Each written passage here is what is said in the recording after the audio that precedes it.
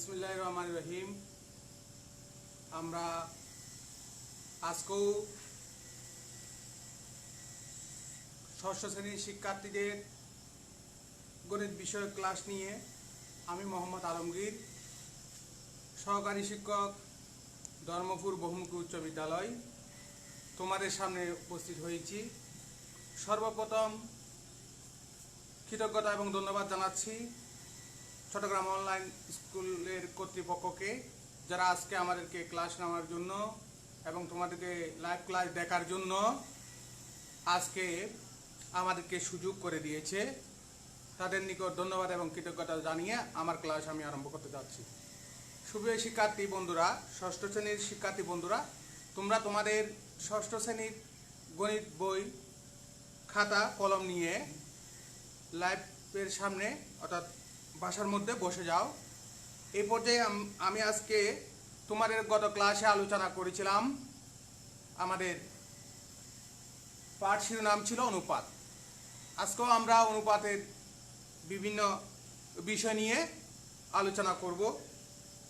নিঃসন্দেহে সবাই ভালো আছো, আমিও ভালো আছি।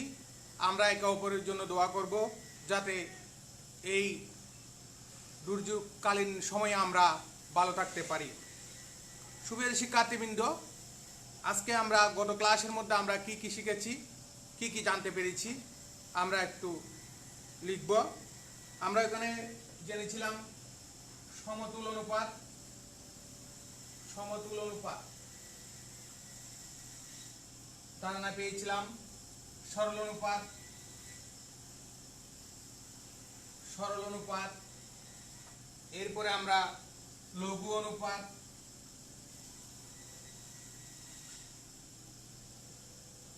গুরু অনুপাত,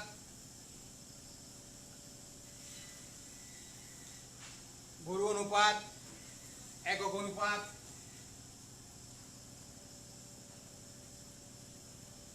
ব্যস্ত অনুপাত,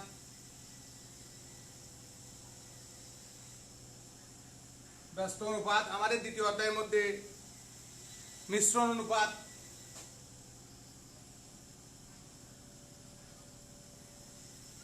এগুলো সম্পর্কে আমরা প্রাথমিক ধারণা পেয়েছিলাম।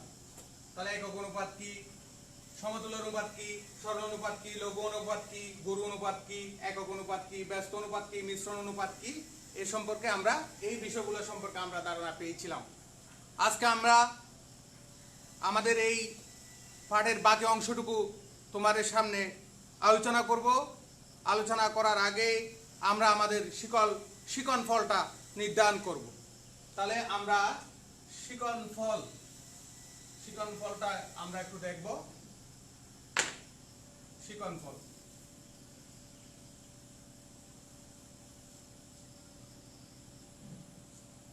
শিকন ফলের মধ্যে রয়েছে আজকে আমরা এই পাঠ শেষে এই পাঠটা আমরা আয়ত্তে নিতে পারলে আমরা কি কি শিকন ফল অর্জন করতে পারবো। এক প্রকারের অনুপাতকে অন্য প্রকারের অনুপাতে রূপান্তর করতে পারবো।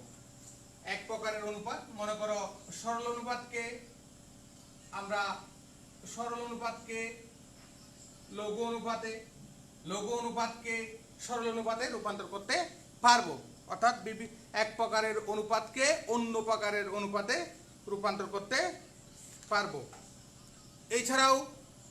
এছাড়াও আমরা অনুপাত সম্পর্কিত বিভিন্ন সমস্যার সমাধান করতে পারবো। অনুপাত সম্পর্কিত বিভিন্ন সমস্যাবলীর সমাধান করতে পারবো। আমাদের এই ষষ্ঠ শ্রেণীর তোমাদের এই দ্বিতীয় অধ্যায়ের মধ্যে দুইটা অংশ আছে, একটা হচ্ছে অনুপাত আর একটা হচ্ছে যে তোমার শতকরা।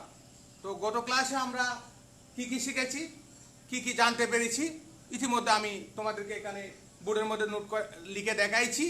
এখন আমরা এই শিকন ফলকে সামনে রেখে আমরা ক্লাসে অগ্রসর হব। সর্বপ্রথম আমি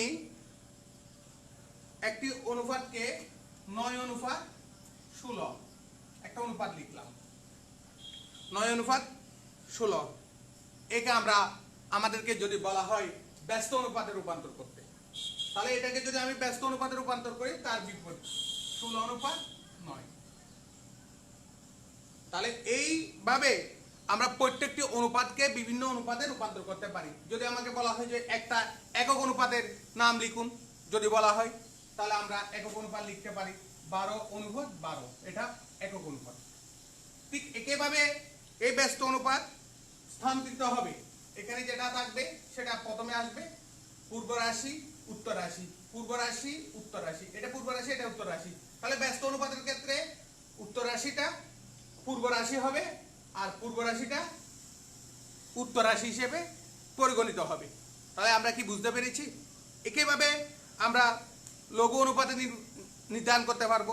মনে করো লঘু অনুপাত, এটাকে আমরা লঘু অনুপাত হিসেবে চিহ্নিত করতে পারি।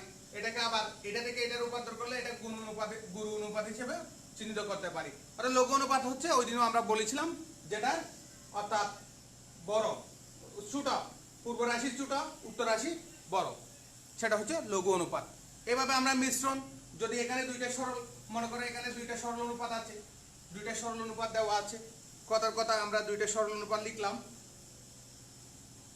দুইটা যে কোনো দুইটা সরল অনুপাত আমরা লিখতে পারি, যেমন 5:7,6:9। এখানে যদি দুইটা এরকম দুইটা যদি থাকে, দুইটা 10 লিখতে পারি, 10 লিখলাম। তাহলে এই দুইটা সরল অনুপাতকে যদি আমরা মিশ্র অনুপাতে রূপান্তর করতে হয়, তাহলে দুইটা অনুপাতের পূর্ব রাশিকে গুণ করব। তাহলে দুইটা অনুপাতের পূর্ব রাশির গুণফল খেয়াল করো। তাহলে সংক্ষেপে বলছি 5:6 অনুপাত 7:10। তাহলে এটা কত হবে? তাহলে হয় গুণ করলে 530 হবে, এটাকে 7 দশমিক কত হবে? 70 হবে। তাহলে এটা কত হলো? 10 দিয়ে হলো 3:7। এটা আমরা এই দুইটা সরল অনুপাতকে মিশ্র অনুপাতে রূপান্তর করেছি, অর্থাৎ মিশ্র অনুপাতে রূপান্তর করেছি। তাহলে আমরা ইতিমধ্যে বুঝতে পারলাম, অর্থাৎ একটা অনুপাত যদি সরল থাকে, সমতুল থাকে অথবা মিশ্রণ থাকে, সেটাকে অন্য একটা অনুপাতে রূপান্তর করার যে পদ্ধতি, যে কৌশল, সেগুলো আমরা জানলাম ইতিমধ্যে। তাহলে আমাদের বুঝতে হবে অনুপাতের প্রথমে আমাকে শনাক্ত করতে হবে কোনটা সরল অনুপাত, কোনটা সমতুল অনুপাত, কোনটা তোমার গুরু অনুপাত, কোনটা লঘু অনুপাত, এটা আমাকে শনাক্ত করতে হবে। এটা শনাক্ত করে একটা অনুপাতের দুইটা রাশি থাকবে, এটাকে আমরা গত ক্লাসে পড়েছি পূর্ব রাশি, এটা উত্তর রাশি। তাহলে একাধিক যদি এভাবে থাকে, আরো সরল অনুপাত যদি এর সাথে এক থাকে, তাহলে প্রত্যেকটি পূর্ব রাশিকে গুণ করব। এটার পূর্ব রাশি, এটার পূর্ব রাশি, আরেকটা থাকলে এটার পূর্ব রাশি, সেম এটা উত্তর রাশি, এটার উত্তর রাশি, এটার উত্তর রাশি গুণ করে আমরা সাধারণত সরল অনুপাতগুলোকে মিশ্র অনুপাতে রূপান্তর করতে পারবো। সুপ্রিয় শিক্ষার্থী বন্ধুরা, তোমাদের যদি প্রয়োজন বলে মনে করো, তোমরা একটু একটু করে লিখে রাখতে পারো। তাহলে আমরা আমাদের যদি এই অনুশীলনগুলো করতে পারি, পাঠ্য বইয়ের যেই উদাহরণসমূহ করা আছে সেগুলো করতে পারি, এরপরে আমাদের যে অনুশীলনগুলো দেওয়া আছে, যে কাজগুলো করতে বলা হয়েছে, সেই কাজগুলো যদি আমরা ধারাবাহিকভাবে পাঠ্য বইয়ের উদাহরণের আলোকে করতে পারি, তাহলে আমরা আমাদের শিখন ফল অর্জন করতে সক্ষম হব। তাহলে এইখানে এখন একটা প্রশ্ন লিখব। 500 টাকা দুইজন শ্রমিকের মাঝে, একটা প্রশ্ন লিখি। 500 টাকা দুইজন শ্রমিকের মাঝে, এটা আমাদের পাঠ্য বই থেকে লিখছি, মাঝে 2:3 অনুপাতে ভাগ করে দাও। অনুপাতে ভাগ করে দাও।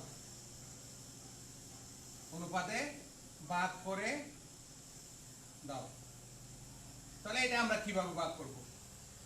দুইজন শ্রমিকের প্রথমে লিখতে হবে যে দুইজন শ্রমিকের মোট টাকার পরিমাণ কত? 500 টাকা। তাহলে এটা যদি আমি করতে যাই, প্রথমে বুঝতে হবে 500 টাকা দুইজন শ্রমিকের মাঝে 2:3 অর্থাৎ 2:3 অনুপাতে ভাগ করে দাও। তাহলে এই দুইজন শ্রমিককে আমরা এই 500 টাকা ভাগ করে দেব। তাহলে ভাগ করে দিতে হলে সর্বপ্রথম আমার দুইজন শ্রমিকের টাকার পরিমাণ লিখব। দুইজন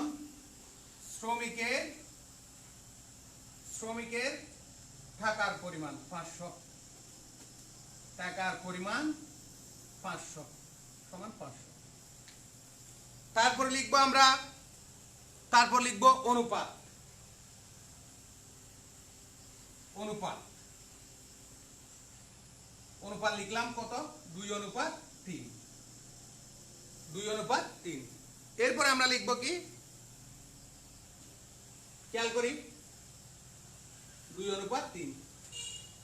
তাহলে এখানে দুইটা রাশি আছে, একটা হচ্ছে অনুপাতের পূর্ব রাশি, এটাও লিখতে পারি, অনুপাতের পূর্ব রাশি। অনুপাতের পূর্ব রাশি, অনুপাতের পূর্ব রাশি কত হবে? 2। অনুপাতের উত্তর রাশি পরেরটা হবে 3। বুঝতে পারছি? এভাবে হলে তাহলে রাশি দুইটির সমষ্টি বাইর করতে হবে। অনুপাত দুইটি, অনুপাতের রাশি দুইটির যোগফল, দুইটির যোগফল বা সমষ্টি, যোগফল বা সমষ্টি কত হবে? 2 + 3 সমান কত হবে? 5 হবে।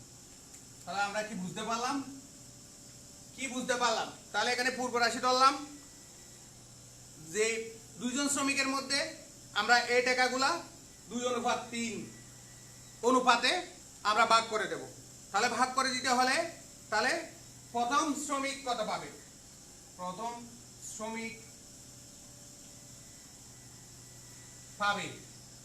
শ্রমিক কত টাকা পাইতে পারে? তাহলে 500 টাকা এর 5/2। এটা হচ্ছে প্রথম শ্রমিকের অনুপাত। সেজন্য আমরা এখানে কি লিখলাম? 2 অংশ। তাহলে পাবে এরপরে 500 গুণ 5/2। 500 গুণ 5/2। এখানে 500 টাকাও লিখতে পারি আমরা ইচ্ছা করলে।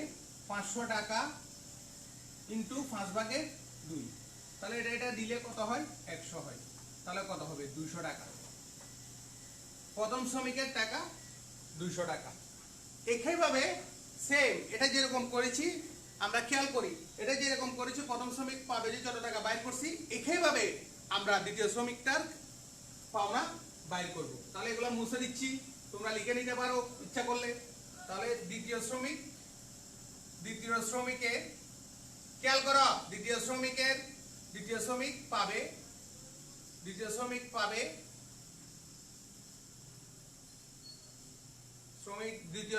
পাবে কত? তাহলে সেম 500 টাকা এর 5/3 অংশ। তাহলে পরবর্তীতে এই লাইনে 500 টাকা ইন্টু 5/3। তাহলে এটা দিয়ে এটাকে কাটলে কত? 100 হয়। তাহলে এখানে কত হলো? 300 টাকা। তাহলে ওদের কিন্তু কে কত টাকা পাবে সেটা আমাদেরকে জানতে চাইনি। 500 টাকা দুইজনের টাকার পরিমাণটা দিয়েছে, সেই আলোকে তারা একটা অনুপাত দিয়েছে প্রশ্নের মধ্যে। অনুপাতকে আমরা ধরে আমরা দুইজনের শ্রমিকের পাওনা টাকা হিসাব করতে পেরেছি। সুপ্রিয় শিক্ষার্থীবৃন্দ, খেয়াল করো বিষয়। আর একটা জিনিস খেয়াল করবে, দুইজনের টাকা যদি 500 টাকা হয়, তাহলে আমি যে প্রথম শ্রমিকের যা টাকা পেয়েছি 200 আর দ্বিতীয় শ্রমিকের যা টাকা পেয়েছি 300, দুইটা যোগ করলে যদি 300 এটা আমার জানার জন্য তাহলে 500 হয়, তাহলে আমার আনসারটা, অঙ্কের উত্তরটা সঠিক হয়েছে বলে আমি মনে করি। সুপ্রিয় উপস্থিতি, আমরা খেয়াল করব এইভাবে যখন আমরা সমস্যার সমাধান করতে যাব তাহলে আমরা প্রশ্নগুলো খেয়াল করার জন্য চেষ্টা করব। এরপরে একে নিয়ে আরো অঙ্ক আছে তোমাদের। একইভাবে দুটি সংখ্যার যোগফল আছে, সংখ্যা দুটির অনুপাত 4:5 হলে সংখ্যা দুটি নির্ণয় করো। উদাহরণের মধ্যে করা আছে। মেন বইয়ের মধ্যে একটা প্রশ্ন আছে, দুইটি সংখ্যার যোগফল 360, সংখ্যা দুটির অনুপাত 4:5 হলে সংখ্যা দুটি নির্ণয় করো। এটা তাহলে সেম।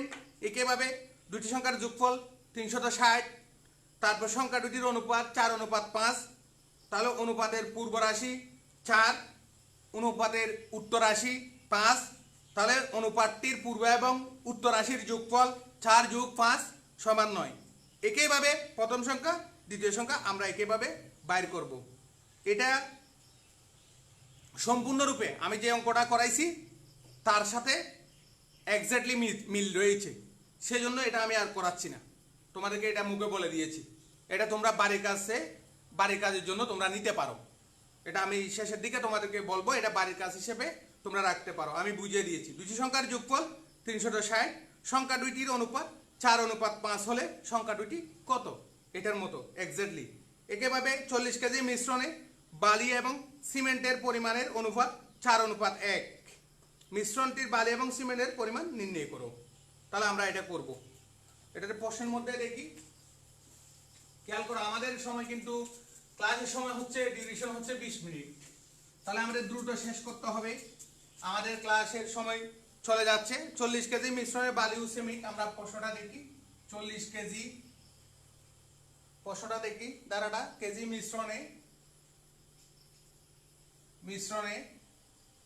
বালি ও সিমেন্টের, বালি ও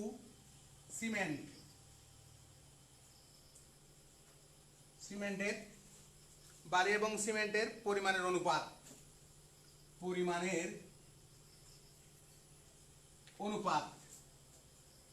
এটা 2 নাম্বার দিতে পারি। অনুপাতটা হচ্ছে 4:1। প্রশ্নের মধ্যে আছে মিশ্রণটি বালি এবং সিমেন্টের পরিমাণ নির্ণয় করো। মিশ্রণটিতে বালি ও সিমেন্টের পরিমাণ নির্ণয় করো। সুপ্রিয় শিক্ষার্থীবৃন্দ, খেয়াল করো, একই ধরনের এটা। তাহলে আমরা জানি সিমেন্টের পরিমাণ কত বলেছে এখানে, তোমরা নিজেরাই পারবে 40 কেজি। তাহলে অঙ্ক এক্স্যাক্টলি ওঠার মতোই, অঙ্কগুলা সেম। তাহলে যদি 40 কেজি সিমেন্ট হয়, বালি এবং সিমেন্টের পরিমাণের অনুপাত যদি এত হয়, মিশ্রণটি বালি এবং সিমেন্টের পরিমাণ নির্ণয় করো। Same exactly. তাহলে মিশ্রণের পরিমাণ কত? তাহলে মিশ্রণের পরিমাণটি কত? 40 কেজি। লিখতে পারি, অঙ্ক শুরু করতে পারি। মিশ্রণটির পরিমাণ 40 কেজি। আমাদেরকে প্রশ্ন আবার একটু পড়ি, প্রশ্ন আমি মুছে দিয়েছি, এখানে পড়ি। 40 কেজি মিশ্রণে বালি এবং সিমেন্টের পরিমাণের অনুপাত 4:1। মিশ্রণটি বালি এবং সিমেন্টের পরিমাণ নির্ণয় করো। তাহলে আমাকে যদি মিশ্রণটি বালি এবং সিমেন্টের পরিমাণ নির্ণয় করতে হয়, তাহলে আমাকে সর্বপ্রথম বালি এবং সিমেন্টের অনুপাতগুলোর কি করতে হবে? যোগফল নির্ণয় করতে হবে। তাহলে 40 কেজি। তাহলে মিশ্রণটির অনুপাত খেয়াল করি, মিশ্রণটির অনুপাত কত হবে? মিশ্রণটির অনুপাত হচ্ছে 4 কত? 1, 4:1। তাহলে এই মিশ্রণটির মধ্যে পূর্ব রাশি হচ্ছে 4, উত্তর রাশি হচ্ছে 1। তাহলে অনুপাতটির যোগফল, অনুপাতটির পূর্ব এবং উত্তর রাশির যোগফল এরকম লিখতে পারো। অনুপাতটির পূর্ব এবং উত্তর রাশির যোগফল, উত্তর রাশির যোগফল। আমরা ক্লাস শেষ করার আগে একটু দ্রুত লিখে নিই। যোগফল 4 + 1 সমান কত হলো? 5 হলো। তাহলে ইতিমধ্যে আমরা মিশ্রণটি মোট কত কেজি? 40 কেজি। তার অনুপাত দেওয়া আছে 4:1। অনুপাতটির পূর্ব এবং উত্তর রাশির যোগফল বাইর করলাম। তাহলে এখানে আছে কি কি? বালি আর সিমেন্ট। মিশ্রণটি করা হয়েছে বালি আর সিমেন্ট দিয়ে। তাহলে আমরা বালির পরিমাণ নির্ণয় করব। এখন বালির পরিমাণ, তাহলে বালির পরিমাণ কত হবে? 40 কেজি। 40 কেজির কত? 5/4 অংশ। 5/4 অংশ। যেহেতু এখানে অনুপাতটির পূর্ব রাশি প্রথমে বালি, শেষে কি? সিমেন্ট, সেই কারণে আমি এটাকে করব 40 গুণ 5/4 কত? 4। 4 ভাষা কত হবে? 4 ভাষা কত? ভাষাটা 40 হবে এখানে। সরি, ভাষাটা কত? 40। ভাষাটা কত হলো? 40। তাহলে এটা মুছে দিই। 4 32। তারপরে সিমেন্টের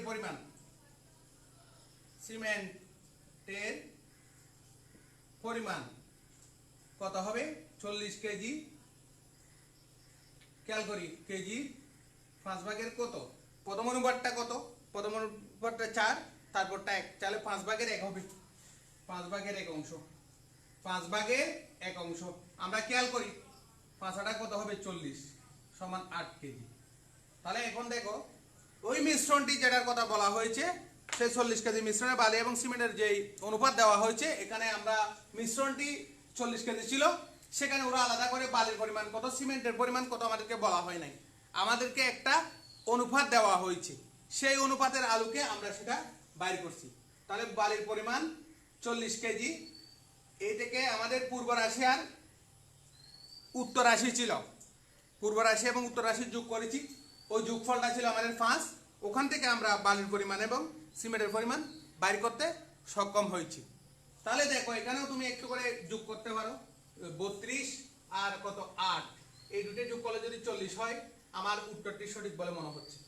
সেজন্য আমাদের বালি এবং সিমেন্ট দুইটাকে মিশ্রণ করলে 40 কেজি হয়। যখন প্রথমে ওরা বলেছিল বালি এবং সিমেন্টের পরিমাণ 40 কেজি, তখন আমরা বলতে পারি নাই কয় কেজি এখানে বালি আছে, কয় কেজি সিমেন্ট আছে। যখন আমরা অনুপাতের সূত্র ধরে, যখন আমাদের অনুপাতের স্ট্রাকচার অনুযায়ী আমরা এটা করেছি, তখন আমরা বুঝতে পারলাম ওখানে বালির পরিমাণ হচ্ছে 32 কেজি আর সিমেন্টের পরিমাণ হচ্ছে 8 কেজি। সুপ্রিয় শিক্ষার্থী বন্ধুরা, ইতিমধ্যে আমরা বুঝতে পারলাম আজকের পাঠ শেষে আমাদের যেই অর্জনটা হয়েছে, আমরা যদি সরল অনুপাত থাকে সেটাকে আমরা মিশ্রণ অনুপাতে রূপান্তর করতে পারবো, লঘু অনুপাতে রূপান্তর করতে পারবো, সমতুল অনুপাতে রূপান্তর করতে পারবো এবং গুরু অনুপাতে রূপান্তর করতে পারবো। এছাড়াও একক এবং ব্যস্ত অনুপাতে রূপান্তর করতে পারবো। একক অনুপাতটা একটু ভিন্ন, একক অনুপাতটা হচ্ছে মনে করো 2:2, দুইটাই ঠিক থাকবে। পূর্ব রাশি উত্তর রাশি যদি একে হয়, সেটা হবে যে কি তোমার, আবারও বলে দিচ্ছি, সেটা হবে যে কি একক অনুপাত। আর ব্যস্ত হচ্ছে যে মনে করো 2:1 আছে, তাহলে 1:2 হলে, অর্থাৎ উত্তর রাশি পূর্ব রাশি হবে, পূর্ব রাশি উত্তর রাশি হবে, সেটা হবে ব্যস্ত অনুপাত। তাহলে এই বেসিক্যালি আমাদের এই গণিতের মধ্যে এই চ্যাপ্টার বলে কোনো কথা নাই। 100 নাম্বারের মধ্যে আমাদের দুইটা অপশন, একটা হচ্ছে এমসিকিউ আর হচ্ছে সিকিউ। এমসিকিউর জন্য আমাদের 30 নাম্বার থাকবে, সিকিউর জন্য আমাদের 70 নাম্বার থাকবে। বিশেষ করে সমতুল অনুপাত, সরল অনুপাত, লঘু অনুপাত, গুরু অনুপাত, একক অনুপাত, ব্যস্ত অনুপাত, মিশ্রণ অনুপাত, এগুলো আমাদের কিন্তু নৈবেত্তিকের জন্য বেশি কাজ দেবে। নৈবেত্তিকে এমসিকিউর মধ্যে আমাদের 30 নাম্বার আছে ওখানে মান বন্টনের মধ্যে। এছাড়াও আমরা যখন ওই চ্যাপ্টারটা পড়তে যাব, সেখানে যদি আমরা বুঝতে না পারি কোনটা লঘু অনুপাত, কোনটা একক অনুপাত, কোনটা সরল অনুপাত, কোনটা গুরু অনুপাত, আমরা যদি কোনটা ব্যস্ত অনুপাত, এটা যদি আমরা শনাক্ত করতে না পারি, তাহলে আমরা অনুপাত আমাদের অপূর্ণতার থেকে যাবে। সুপ্রিয় শিক্ষার্থী বন্ধুরা, তোমাদেরকে আমি একটা বাড়ির কাজ বলেছিলাম, দুটি সংখ্যার যোগফল লিখে নিতে পারো, অথবা তোমার বইয়ের মধ্যে আছে, পাঠ্য বইয়ের মধ্যে অনুপাত এবং শতকরা অংশের মধ্যে আছে, দ্বিতীয় অধ্যায়ের মধ্যে। দুটি সংখ্যার যোগফল 360, সংখ্যা দুটির অনুপাত 4:5 হলে সংখ্যা দুটি নির্ণয় করো। এছাড়া আরেকটি বাড়ির কাজ দিচ্ছি, একটি বিদ্যালয়ে ছাত্রছাত্রীর সংখ্যা অনুপাত 5:7, ওই বিদ্যালয়ে ছাত্রীর সংখ্যা 350 হলে ছাত্র সংখ্যা কত? এটা তোমাদের পাঠ্য বইয়ের মধ্যে আছে। এই প্রশ্ন দেখে এই দুইটা বাড়ির কাজ তোমরা করে রাখবে। আগামী মঙ্গলবার একই সময়ে 12টার সময়ে তোমাদের ষষ্ঠ শ্রেণীর গণিত বিষয়ক ক্লাস নিয়ে আমি তোমাদের সামনে আবারও উপস্থিত হব। তোমরা ভালো থাকো, সুস্থ থাকো, সে কামনা করে বাড়ির কাজগুলা বাসায় বসে বসে আগামী দিনের পরীক্ষার প্রস্তুতি গ্রহণ করবে, সেই প্রত্যাশা ব্যক্ত করে আমি আজকে লাইভ সেশন থেকে তোমাদের লাইভ সেশন শেষ করতে যাচ্ছি। সাথে সাথে আগামী দিনের ক্লাস দেখার আমন্ত্রণ জানাচ্ছি। ধন্যবাদ সকলকে।